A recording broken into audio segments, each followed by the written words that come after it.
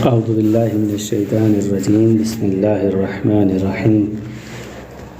کل بحث گزری تھی کہ جملہ انشائیہ کسے کہتے ہیں اور جملہ انشائیہ کی کتنی قسمیں ہیں، یعنی اگر قسمیں یاد ہو گئیں تو ہمیں جملہ انشائیہ کا پتہ لگانا بہت ہی آسانی ہو جائے گا۔ کیسے ہم پہچان سکتے ہیں کہ جملہ انشائیہ ہے، جس میں انہوں نے بتایا تھا کہ جملہ انشائیہ کی 10 قسمیں ہیں۔ امر ہے، نہیں ہے، استفہام ہے، تمنی ہے، ترجی، عقود، ندا، عرض، قسم، تعجب۔ یہ 10 چیزیں ہیں جملہ انشائیہ کو پہچاننے۔ کسی بھی کلمے میں، کسی بھی جگہ پہ، کسی بھی جملے میں اگر یہ 10 چیزیں آ جائیں، 10 میں سے کوئی ایک بھی، تو آپ فوراً وہاں پہ کہہ دیجئے یہ جملہ انشائیہ ہے، یہ جملہ انشائیہ ہے۔ آج پڑھیں گے کہ مرکب غیر مفیدہ کسے کہتے ہیں اور مرکب غیر مفیدہ کی کتنی قسمیں ہیں۔ ٹھیک، مرکب غیر مفید کسے کہتے ہیں؟ مرکب غیر مفید ایسا مرکب ہے کہ جب بات کہنے والا خاموش ہو جائے تو سننے والے کو کوئی خبر یا طلب معلوم نہ ہو، یعنی سننے والا پوری طرح مطمئن نہ ہو، بلکہ وہ کسی دوسری چیز کا انتظار کرے، دوسری بات کا انتظار کرے کہ سامنے والا کیا کہنے والا اور ہے۔ جیسے کتاب ہو زیدن، زید کی کتاب، اب یہاں پہ انتظار کر زید کی کتاب کیا، زید کی کتاب کیا، تو یہ مرکب ہے لیکن غیر مفیدہ ہے، کوئی فائدہ مند نہیں ہے وغیرہ۔ اسی طریقے سے مرکب غیر مفیدہ کی 3 قسمیں ہیں۔ مرکب غیر مفیدہ کی کتنی قسمیں ہیں؟ مرکب غیر مفیدہ کی 3 قسمیں ہیں۔ مرکب اضافی، مرکب بنائی، مرکب منع و صرف۔ ٹھیک، مرکب اضافی کسے کہتے ہیں؟ مرکب اضافی اسے کہتے ہیں کہ اضافت نسبت کو کہتے ہیں۔ اضافت کس مرکب اضافی اسے کہتے ہیں، یعنی اضافت نسبت کو کہتے ہیں۔ مرکب اضافی ایسا مرکب ہے جس میں ایک جز کی نسبت دوسرے جز کی طرف دی جائے۔ مرکب اضافی ایسا مرکب ہے جس میں ایک جز کی نسبت دوسرے جز کی طرف کی جائے، دی جائے، جس کی نسبت دی جائے اس کو مضاف، اور جس کی طرف نسبت دی جائے اس کو مضاف الیہ کہتے ہیں۔ جیسے غلام و زیدن۔ ٹھیک، غلام و زیدن، اس میں غلام کیا ہے؟ نسبت دی جا رہی غلام کی کس کی طرف؟ زید کی طرف۔ اب کہہ رہے ہیں غلام و زیدن، زید کا غلام، اس میں غلام کی نسبت زید کی طرف دی گئی ہے، لہذا غلام مضاف ہے اور زید مضاف الیہ ہے۔ عربی میں مضاف پہلے اور مضاف الیہ بعد میں ہوتا ہے۔ عربی میں دیکھیں، عربی میں مضاف پہلے اور مضاف الیہ بعد میں ہوتا ہے، اور مضاف الیہ ہمیشہ مجرور، یعنی اس کے نیچے کسرہ ہوتا ہے۔ مضاف الیہ ہمیشہ کیا ہوتا ہے؟ مجرور، یعنی مکسور ہوتا ہے، اس کے نیچے کسرہ ہوتا ہے۔ یہ ہو گیا مرکب اضافی کی بحث، یعنی مرکب اضافی کی تعریف۔ مرکب اضافی کی تعریف ایسا مرکب ہے جس میں ایک جز کی نسبت دوسرے جز کی طرف دی جائے، جس کی نسبت دی جائے اس کو مضاف، اور جس کی طرف نسبت دی جائے اس کو مضاف الیہ کہتے ہیں، جیسے غلام و زیدن۔ اب آئیے مرکب بنائی، دوسری قسم مرکب غیر مفیدہ کی دوسری قسم ہے مرکب بنائی۔ مرکب بنائی کسے کہتے ہیں؟ مرکب بنائی ایسا مرکب ہے جس میں پہلے اسم کو دوسرے اسم کے ساتھ ربط دینے والے حرف یعنی واو کو حذف کر کے دونوں اسموں کو ایک کر لیا جائے، اسے مرکب بنائی کہتے ہیں۔ جیسے احد عشرہ، 11 سے لے کر 19 عشرہ، 19 تک کے۔ اصل میں احد و عشرہ تھا، اصل میں کیا تھا؟ احد و عشرہ، تو اس میں کیا ہے؟ ان دونوں کے درمیان سے واو کو ہٹا دیا اور دونوں کو ملا دیا، دونوں اسموں کو واو کو حذف کر کے دونوں اسموں کو ایک کر دیا۔ اس کے دونوں جز مبنی بر فتح ہوتے ہیں، اس کے دونوں جز مرکب بنائی کے دونوں جز کیا ہوتے ہیں؟ مبنی بر فتح ہوتے ہیں، یعنی ان پر ہمیشہ زبر رہتا ہے۔ مگر 12 عشرہ جو 12 ہے، جز 12 ہے، اس کا پہلا جز معرب ہوتا ہے، یعنی یہ بدلتا رہتا ہے، یعنی 12 عشرہ میں جو اسنا ہے اس کا پہلا جز ہے اثنا عشرہ میں، پہلا جز کیا ہے؟ اثنا، یہ معرب ہوتا ہے، یعنی یہ بدلتا، معرب یعنی بدلنا، یہ کیا رہتا ہے؟ یہ بدلتا رہتا ہے۔ یہ دو قسمیں ہو گئی مرکب غیر مفید کی۔ مرکب غیر مفید کی تیسری قسم کیا ہے؟ تیسری یعنی آخری قسم مرکب منع الصرف۔ مرکب منع الصرف کسے کہتے ہیں؟ مرکب منع الصرف ایسا مرکب ہے جس میں دو اسموں کو ایک کر لیا گیا ہو، جس میں دو اسموں کو ایک کر لیا گیا ہو اور دونوں کے درمیان ربط دینے والا حرف یعنی واو نہ ہو، جیسے بعلا بکا، دونوں اسموں کو ایک کر لیا گیا ہے اور اس میں سے واو کو حذف کر لیا گیا ہے، واو کو اٹھا لیا گیا ہے، جیسے بعلا بکا، ٹھیک۔ اور حضرا موتو، ٹھیک، بعلو ایک بت کا نام تھا، بعلو ایک بت کا نام تھا اور بکا بانی شہر بادشاہ کا نام، دونوں کو ملا کر ایک شہر کا نام رکھ دیا گیا تو بعلا بکا ہو گیا۔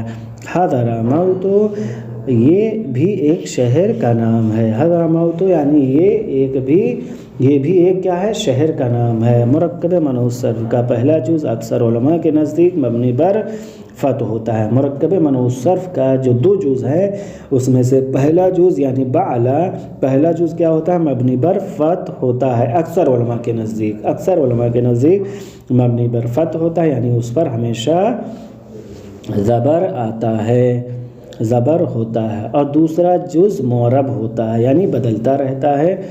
وہ دوسرا جز کیا ہے؟ بعلا بکو دوسرا جز ہے، تو دوسرا جز علماء کے نزدیک کیا ہے؟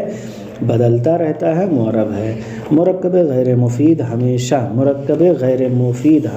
جملے کا جز ہوتا ہے، مرکب غیر مفید ہمیشہ جملے کا جز ہوتا ہے، پورا جملہ نہیں ہوتا ہے، پورا جملہ نہیں رہے گا۔ مرکب غیر مفید کیا رہے گا؟ پورا جملہ نہیں ہوتا، بلکہ وہ جملے کا جز ہوگا، کیونکہ غیر مفید بات ہے۔ پورا جملہ یعنی پوری بات مکمل ہو جائے، تو اب غیر مفید ہے تو اس کا مطلب ہے یہ مرکب غیر مفید کیا ہوگا؟ جملے کا جز ہوگا، جملہ پورا جملہ نہیں ہو سکتا، جیسے غلام و زیدن، ٹھیک۔ اب کیا ہے؟ غلام و زیدن قائمون، اب یہ ہو گیا پورا جملہ ہوگا، غلام و زیدن قائمون، زید کا غلام کھڑا ہے۔ اب یہاں پہ غلام و زیدن کیا ہوا؟ مرکب غیر مفیدہ ہو گیا، غلام و زیدن، جیسے اندی احدا عشرہ درہمن، یہ پورا جملہ ہو گیا، لیکن اس میں سے ایک جز کیا ہے؟ یہ غیر مفیدہ ہے، مرکب، جیسے احدا عشرہ، اس میں جاء بالا بکو، اب یہاں پہ بالا بکو آیا ہے، دیکھیے مرکب۔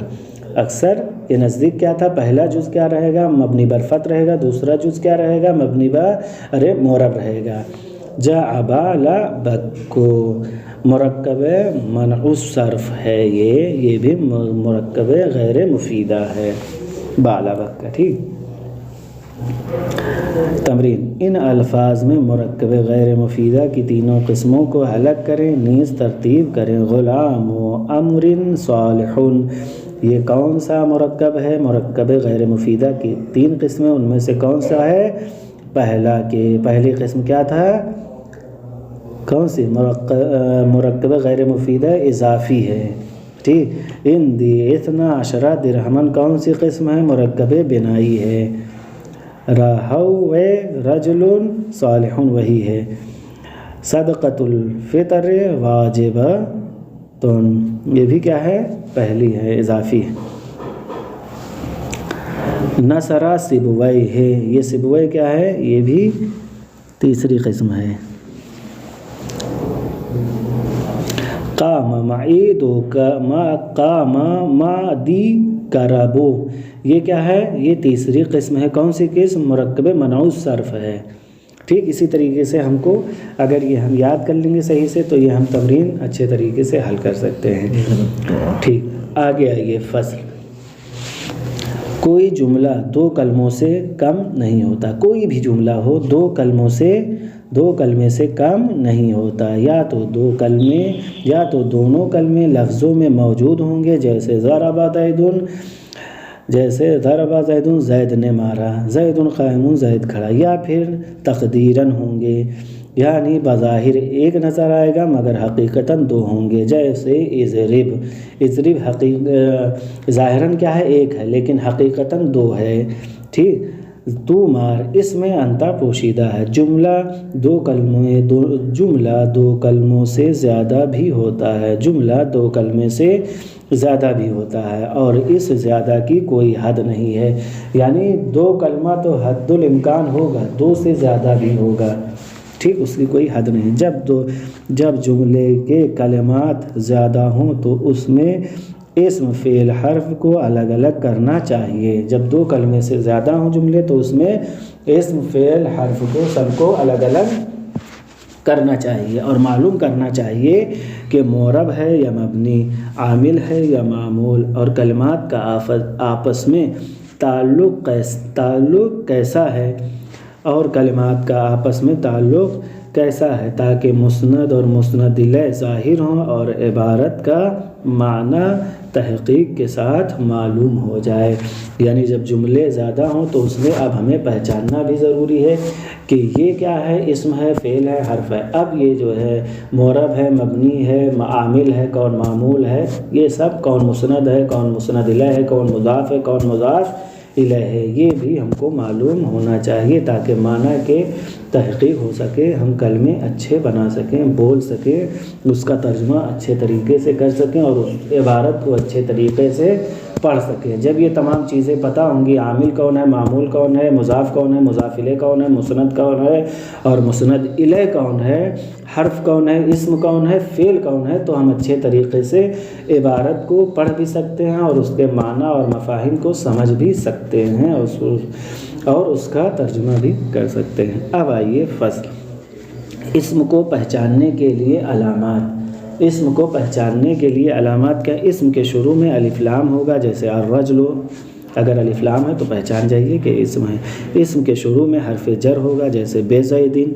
اسم کے آخر میں تنوین ہوگی، جیسے زیدن، ٹھیک، وہ مسند الیہ ہوگا۔ اسم کیا ہوگا؟ مسند الیہ، جس کی طرف نسبت دی جائے، جیسے زیدن قائمن میں زید ہے، قائم کھڑے ہونے کی نسبت کس کی طرف دی گئی ہے؟ زید کی طرف، ٹھیک، وہ مضاف ہوگا۔ اسم مضاف، غلام زیدن میں غلام، یہ مضاف ہو رہا ہے زید کی طرف۔ وہ مصغر ہوگا، جیسے قریش۔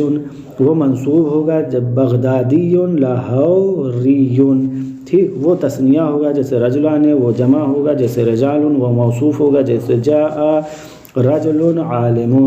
کون آیا؟ عالم، آدمی آیا، ایسا آدمی جو عالم تھا، تو رجل یہاں، اور تائے متحرکہ اس کے ساتھ ملی ہوگی، جیسے ضاربۃ، ٹھیک۔ اب کہہ رہے ہیں فعل کو پہچاننے کے لیے علامات۔ فعل کو، یہ اسم کو پہچاننے کے لیے تھیں، اب آئیے فعل کو پہچاننے کے لیے علامات۔ فعل کیسے پہچانا جائے گا؟ اس کے شروع میں قد ہوگا، جیسے قد ضرب۔ اس کے شروع میں سین ہوگا، جیسے سیضرب۔ اس کے شروع میں سوف ہوگا، جیسے سوف یضرب۔ اس کے شروع میں لم ہوگا، جیسے لم یضرب۔ اس کے شروع میں لما ہوگا، جیسے لما یضرب۔ اس کے شروع میں حرف لن ہوگا، جیسے لن یضرب۔ اس کے شروع میں لائے نہیں ہوگا، جیسے لا تضرب۔ وہ امر ہوگا، یعنی فعل کیا ہوگا؟ فعل امر ہوگا، جیسے یضرب۔ اس کے آخر میں تائے ساکنہ لمبی والی ہوگی، جیسے ضربت۔ اس کے آخر میں تائے متحرکہ لمبی والی ہوگی، جیسے ضربت، ضربتا، ضربتو۔ اور کہہ رہے ہیں حرف کو پہچاننے کی علامت۔ اب ہو گیا یہ، اس سے پہلے گزرا اسم کی پہچاننے کا طریقہ۔ اسم کے پہچاننے کا طریقہ کیا ہے؟ علامت کیا ہے؟ فعل کے پہچاننے کا طریقہ اور اس کی علامت کیا ہے؟ اب کہہ رہے ہیں حرف کو پہچاننے کی علامت کیا ہے؟ اسم اور فعل کی کوئی علامت اس میں نہ پائی جائے تو اسے حرف کہتے ہیں، اسے حرف کہتے ہیں۔ اب اس میں ہمیں جو ہے تمرین جو دی گئی ہے، اسم فعل حرف کو الگ الگ کریں، اس میں ہمیں پتہ کرنا ہے، جیسے رسول اللہ، الجنت، الصراط، کوئرت، علی سمعت۔ اب اس میں ہمیں بتانا ہے کہ اسم کون ہے، فعل کون ہے، حرف کون ہے۔ رسول اللہ میں کون اسم ہے؟ رسول بھی اسم ہے، اللہ بھی اسم ہے، جنت بھی اسم ہے، صراط بھی اسم ہے۔ کوئرت کیا ہے؟ فعل ہے۔ علی کیا ہے؟ اسم ہے۔ سمعتو کیا ہے؟ فعل ہے۔ دخلتا کیا ہے؟ فعل ہے، ٹھیک۔ ایسے ہی ہمیں ساری تمرینوں کو حل کرنا ہے۔ وصلی اللہ علی محمد وآلہ الطیبین الطاہرین۔ ہاں کوبرت میں کیا فعل کی علامت فعل ہے، فعل علامت کیا بتائیے؟ تے